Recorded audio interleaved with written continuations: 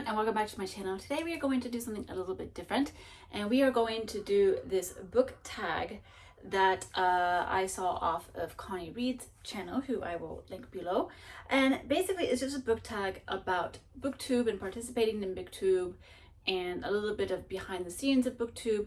And I just thought it'd be fun to sort of get into that kind of thing, because it's definitely something that I don't really focus or discuss that much in general, but also on this channel. So I thought maybe the answering the questions might generate some discussion that even I haven't really considered or thought of. So yeah, let's just get into it, because there are 13 more or less 13 questions with a few subsections to them. So let's just power through these. The first question is, what has surprised you the most about Booktube, both in a good way and in a bad way? I can't say that anything really surprised me about Booktube. I think I came into Booktube with a realistic expectation of what it was going to be. This from the fact that I had already been watching it quite a while, since before starting my own channel.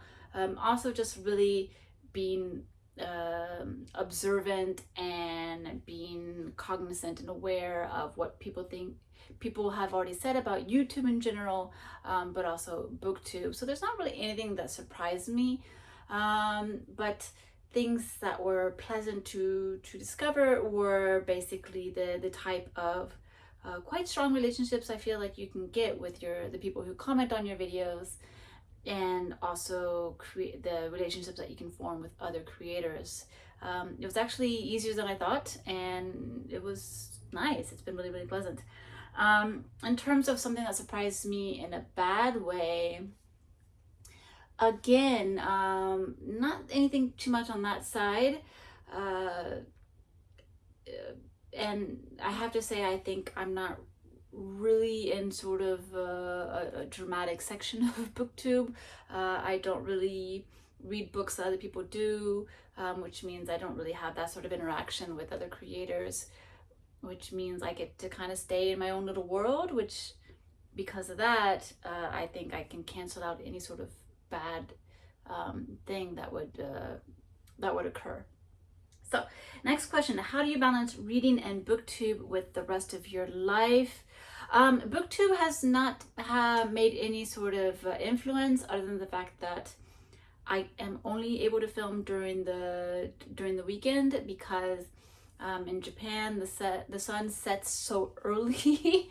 It's the land of the rising sun, not the setting sun, and so because of that, I don't have any natural light during the week after I come home from work. Even in like the peak longest day during the summer, the sun sets at 7:30. So even though I'm home before that time, I'm largely home before that time, it's still not enough for me to like sit and make a video. And then once winter comes, it's just impossible. So I am limited to the weekend to film for Booktube, which means that I have to make time for it over the weekend. So that's like the only thing that's really made any difference. My reading's been the same. I read at lunch, during work. I read on the trains quite a bit when I do ride the trains here, and then I read before bed. Obviously, I think there is a little bit of influence from Booktube that makes me want to read more, so that I can share more with you guys and have more material to present. But other than that, I don't think I can say that my reading has been affected by being on Booktube. Next question, have you ever thought about starting a Patreon? I'm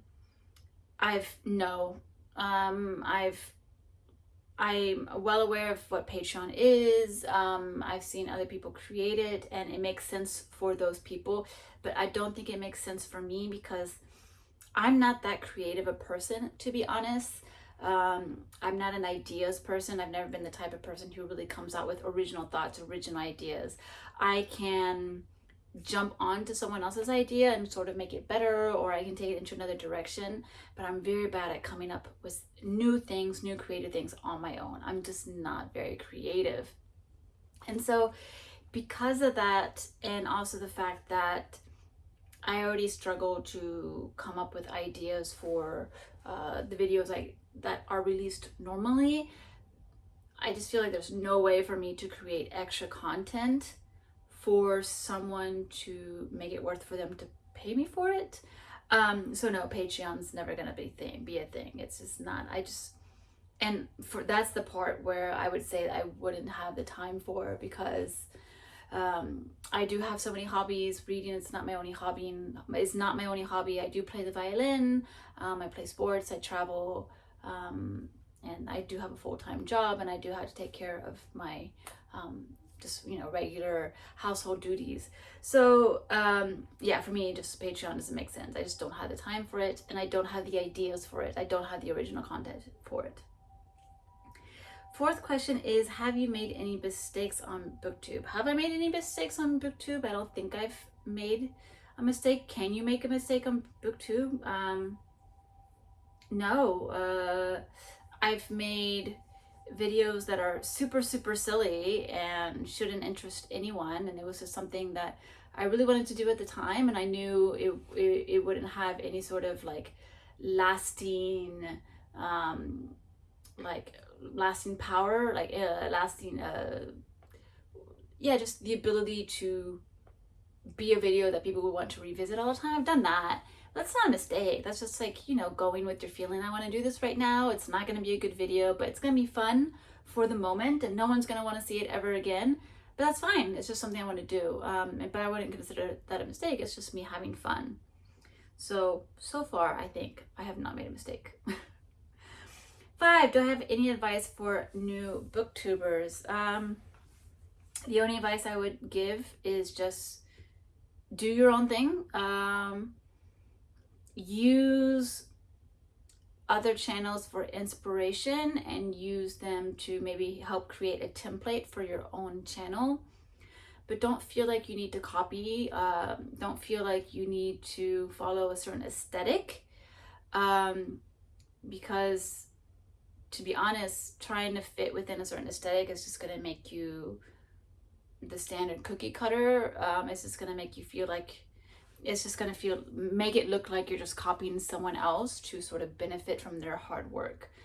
So my advice is just be you, do what you want to do, and don't feel like you need to copy someone else, but also just don't copy anyone else. Just do your own thing. You don't need to read popular books. You don't need to read what everyone else is reading. Just do you, and just don't worry about things. If it's fun, it's fun. You're going to continue.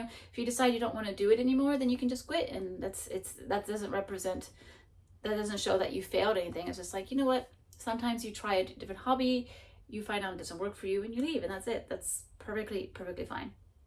So 6, what are your thoughts on the YouTube algorithm?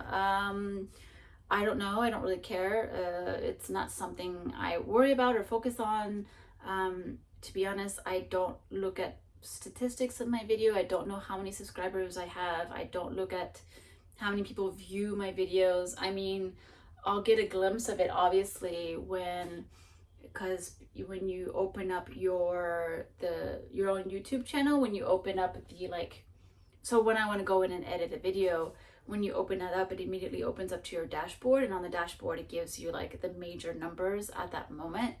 And so obviously my eyes pass over it, but it's not something I check every day. Oh, did I lose subscribers? Did I gain subscribers? It does not matter to me. That's not why I'm here. It's just not what I'm here. It's not why I started a YouTube channel. That's not what it was for. So in terms of YouTube algorithm, some days, I mean, there are times where I don't post a video. I didn't post one last weekend, well, actually 2 weekends ago, because I'm posting a different video before this one.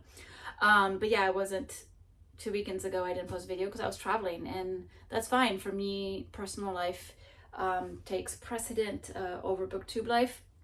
And if I decide I don't want to film something, then I won't. And if YouTube algorithm says, hey, you don't post enough, we're not going to feature you, that's fine. That's perfectly fine. People who find me and want to subscribe to me will do so, and they'll watch a video if they want to, and that's it. That's all I really care about. The people who want to watch my video, if they're watching it, then that's all that matters. I'm happy to provide the content that they want to watch, and that's it. 7, how do you decide what videos to make? So far, the videos are pretty much based off what I'm currently reading. So that means just the wrap-ups, and sometimes I try doing the vlogs where I'm actively reading something.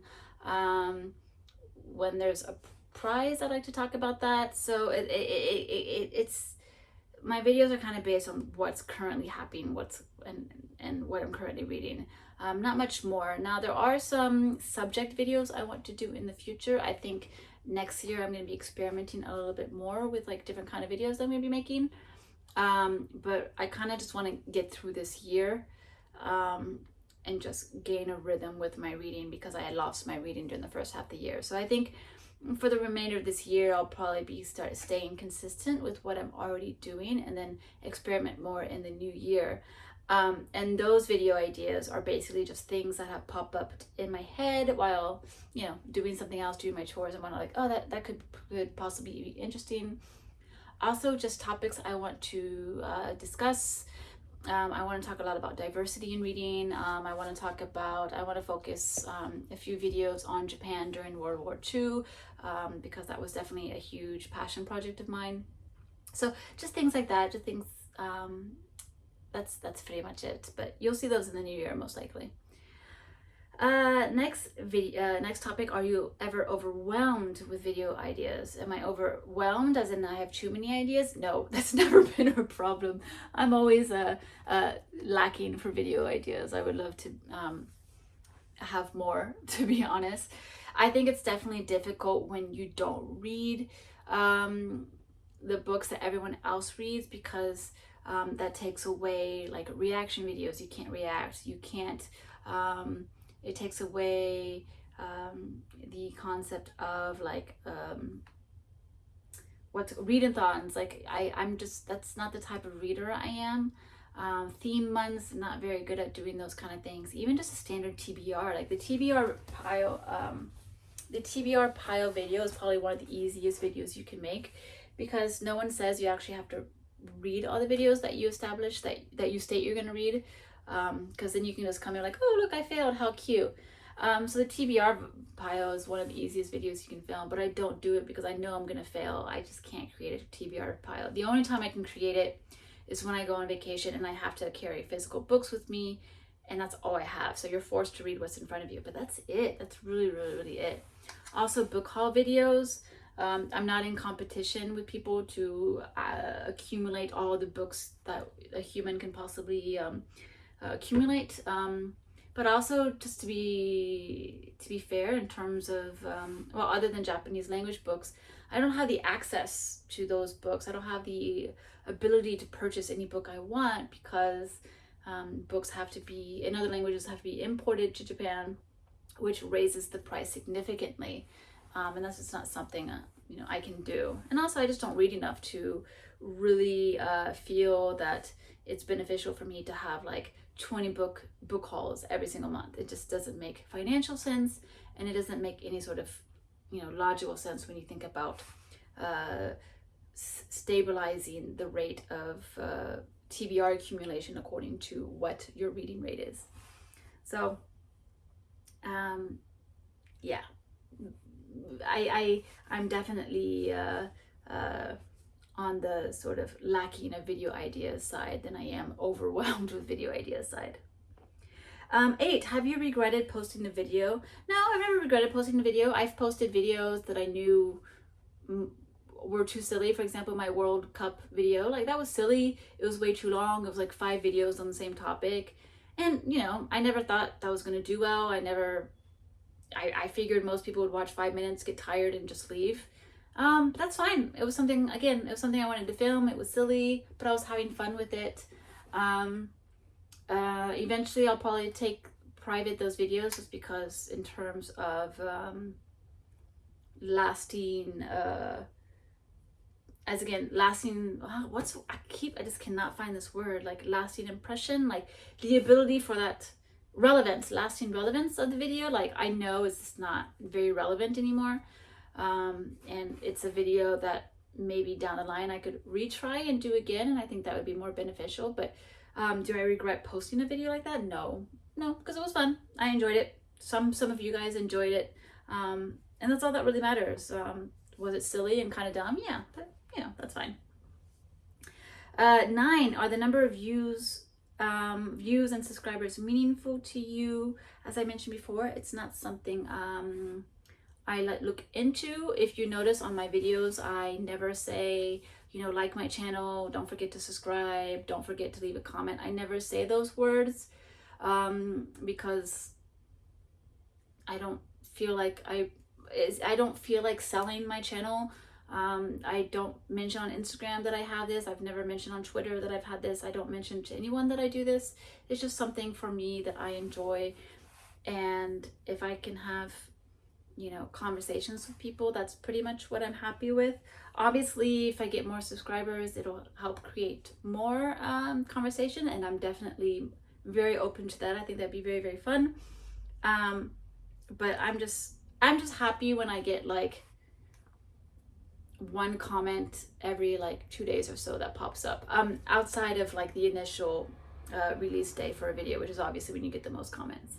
But I mean, if I still had 30 people on my channel like at the very beginning, I don't think my attitude has very much changed since then. So yeah, no, not too much, not too meaningful to me.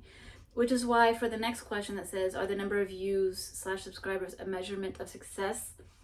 No, because I'm not looking at my channel as a means of measuring success. It's not what I'm looking for. It's, again, a source of entertainment. I said I would never create a Patreon, but if it got to a point where I have enough subscribers to open up the ad revenue or to accept sponsorships or things like that, I wouldn't be against that. And I don't think any of you guys would necessarily be against that. When it comes to AdSense though, like if you want to keep your ad block on and to not have to watch ads, go for it. I don't mind. It's just your time is very valuable for you, and the constant barrage of advertisements at every single corner of the internet is annoying. I agree, it's very annoying. So if you wanted to keep your ad block on while watching YouTube, go for it. Just do it. It doesn't really bother me. If on the other hand, other people will be like, no, I absolutely don't. I won't put ad block. I want you to get revenue. Then I'm very thankful to those people. It's very nice. But since this isn't the reason I created my channel, I have a very good job. I have a very good salary. I'm pretty good with finances, so I have good savings. I don't have to worry about that kind of stuff. Like, I'm comfortable, so I don't need YouTube to become a source of revenue or another income. I don't need it. So for me, I'm just happy to be here and to talk with you guys. So that's pretty much it. But yeah, but seriously, if there is it is sound financial advice though. It's sound financial decision to create another source of income and revenue. And if that were to become a potential thing, then yeah, I would definitely go that angle. But just because it's just financially, it's sound advice, it's sound logic. But that's about it. But I'm not gonna like ask you guys to like pay me or anything, I don't think, unless you want to. No. All right, 10th question, are you disappointed by the growth in your channel? Again, no. I think it's growing just fine, just as a channel should grow, because I'm not asking for anything else. I have to say though, I think my channel is easier to grow because Japan is very easy to sell, because I read Japanese books, because I'm located in Japan.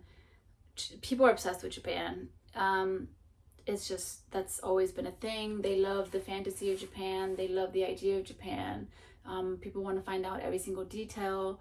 And so it's a very easy selling point compared to maybe someone who only talks about Dutch literature, or someone who reads only Norwegian literature, or maybe something from a more obscure country.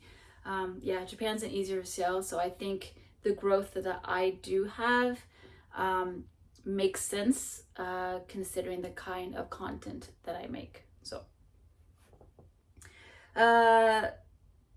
11, have you ever thought about quitting Booktube? Quitting, no. I've thought about taking a break just because I was in a state beginning of this year where I just didn't want to do anything. I really just, my hobbies, this is not the time for hobbies. But that wouldn't have made me feel guilty at all. Like, everyone needs to take a step back at times and just decide, you know what, we're just not going to do this thing. We can come back to it later. So that's kind of where I was at. So not necessarily need to quit Booktube entirely, but taking a break. And, you know, for me, I've definitely accepted the fact that I'm not going to be a video a week kind of person. There will be breaks. Right now, 3 videos per month actually sounds quite good. If I could keep that up, I'd be happy, but I'm never going to be super consistent about Booktube. Again, I don't have the video ideas to be able to be consistent. And I just, also, again, my personal life will trump Booktube all the time. If I'm having fun in real life, I don't need to be here. So yeah, this makes me sound like I hate Booktube. I don't. I actually really enjoy this channel. Like, I really enjoy this channel, which is why I haven't quit, because this is, this is fun. I really like it. I like being able to talk about the books that I read. It's really just it's a pleasant experience to be able to do this. So 12, what are the most touching comments and what are the most negative comments? The most touching comments are the well, you know who you are. She basically replies to all my videos, and she's so sweet, and she always reveals some new detail about her life that's absolutely fascinating to read, and I really love interacting with her. But like, there's so many of you guys who come back, and I think going back to the first question about one of the bad aspects of Booktube is just that sometimes, depending on the trends of your reading. So at the beginning of my Booktube channel, I was talking about books like Lonesome Dove. I was reading a lot of like more American, more Americana type books, and I attracted that audience, and I was having very good conversations with them.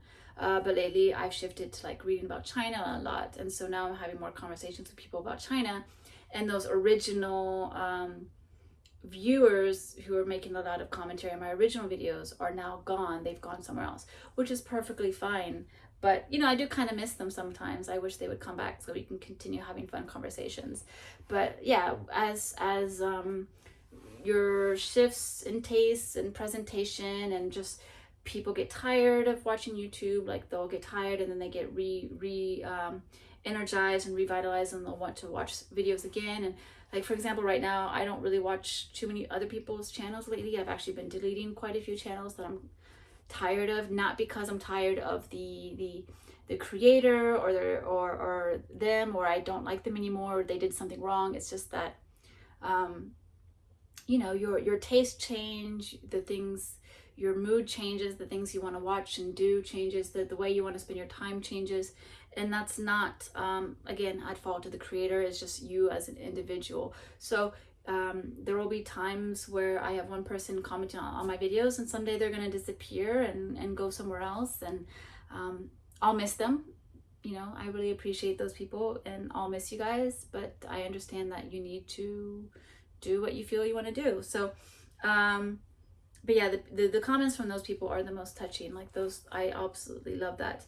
Negative comments, I haven't really got any. I've only had one person tell me that I was pseudo intellectual and I talk too much. Like, I was pretending to be pseudo intellectual and I talk too much, but you know, that's fine. I get that in real life too. It's fine. You can't impress everybody. That's how it is. I haven't gotten any hate so far, so that's also, you know, that's good. I get a lot of Angelina Jolie comments. Oh, you look like Angelina Jolie. Did anybody tell you? Yeah, no. I've been told.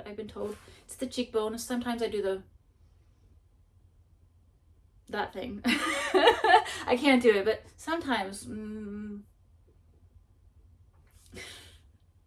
Sometimes, yeah, I get it. I get it. Depending on how I do my makeup that day, or my hair, or whatnot. I would love, but like, she's absolutely gorgeous, so I'm definitely not unhappy to get those comments. and I do like Angelina Jolie. Someday I would love to like have her makeup artist do my makeup, and I wonder how much I could actually transform and look like her. I think that'd be really, really fun.